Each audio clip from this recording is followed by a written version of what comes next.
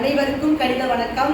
இப்போ பார்க்க போகிற கணக்கு எடுத்துக்காட்டு 1.31 இரண்டாவது கணக்கு பார்க்க போகிறோம். 1 வர்க்கமூலம் கண்டுபிடிக்க சொல்லி கொடுத்துருக்காங்க.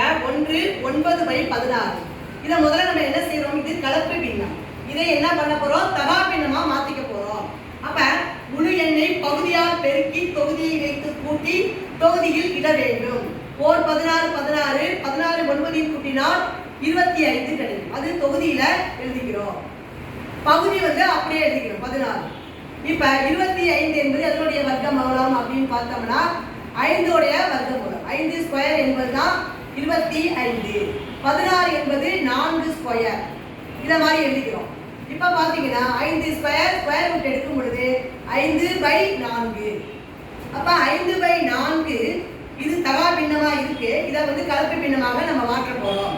4 நாள் 4 மீதி 1/4. அப்ப ஆன்சர் 1 1/4.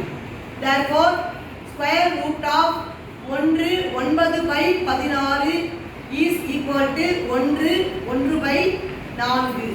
இதான் இந்த கணக்குக்குரிய விடையாகும். புரிஞ்சுங்களா?